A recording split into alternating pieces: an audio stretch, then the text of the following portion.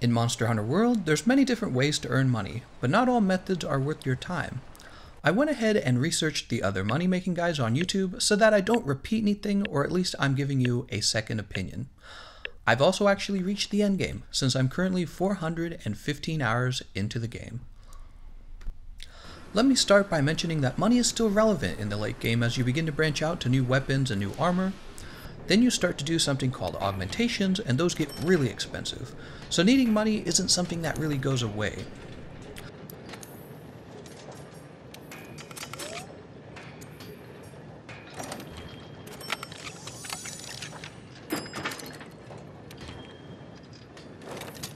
I'll go ahead and break down what I know, and if anyone has a great tip they'd like to share in the comment section, I can then add that to the pinned comment.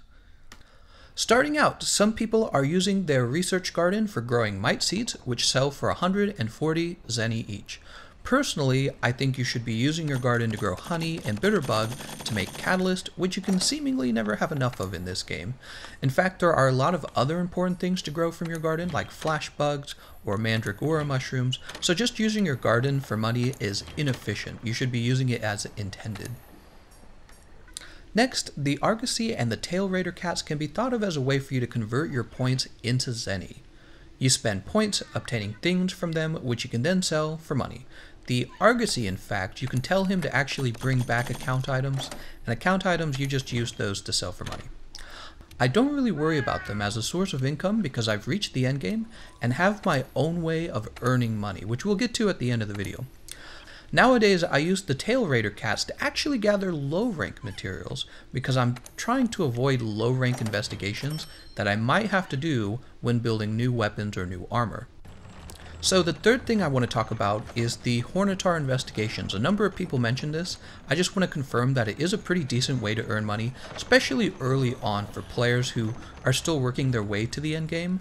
What I want to mention is that once you reach the Elder's Recess, you can swap over to killing Gastodons, which are also a lesser monster, so they die very fast, and their drops are a lot more valuable than the Hornitars, so when you go to sell them, you'll make a lot more money. You're also going to be exposed to endgame mining crops and bone piles that are more valuable as well. And there is a point where you'll have literally hundreds of these that you can sell in stacks of hundreds to make a ridiculous amount of money.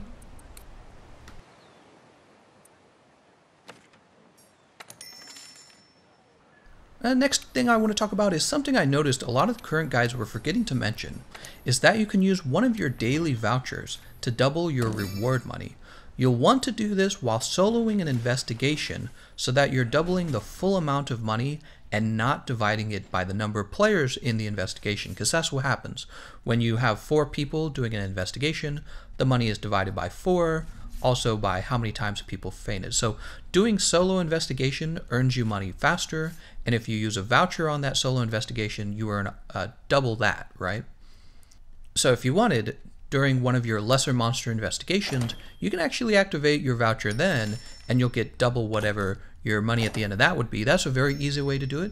Just be sure to use it on something that you can solo quickly, and something also that pays a lot. Alright, the fifth thing I want to talk about is the Bandit Mantle. The Power Couple optional quest unlocks this mantle, which you can then wear while killing a monster, and the monster will drop items that are strictly meant to be sold called account items. I have mixed feelings about this option because it can feel like it replaces a valuable mantle or booster that can help you earn gems and streamstones faster. However, it does increase your earnings if you bother to use it and pick up all of the drops. So kind of what I'm saying is, you could have used something like the Rocksteady Mantle and just finished your fight sooner, and this would increase your odds of getting a gem or like a hero streamstone. But if you're instead doing the Bandit Mantle, then you're increasing your income. So, it's kind of a trade-off. It's just really what you feel like doing. I generally don't use this.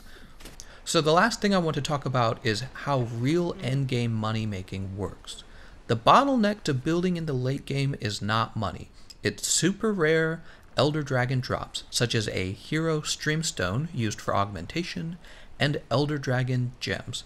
These have a very, very low drop rate, and you might have to kill the same Elder Dragon 30 times to get just one of these to drop.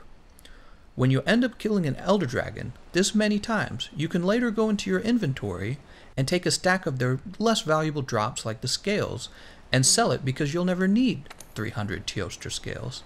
So what I'm trying to convey here is that you really shouldn't be too concerned about selling materials such as monster bones or scales, particularly when we're talking about threat level 2 monsters or Elder Dragons, because you're going to have to kill such a ridiculous number of these to get the true endgame loot that you will have more materials than you'll ever need, and then you'll just sell these.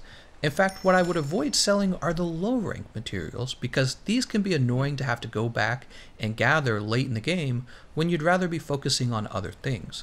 And getting back to the bandit mantle, I prefer to just wear whichever mantle kills the monster the fastest, because wasting an extra 3 minutes with the bandit mantle ends up feeling like wasted time in the late game. To finish things off, I'm just going to give you a perspective of what my day might feel like for keeping on top of my money needs. So I'll use my garden for its intended purpose. I don't check the Argosy anymore because he wastes my points.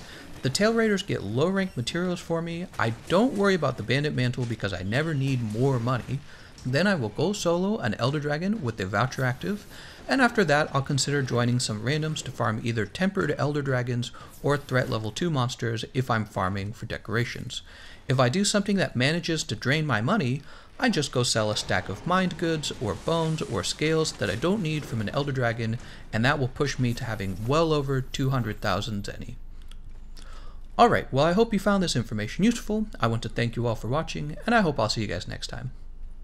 Really? Oh my gosh, you guys! I just want to thank y'all so much!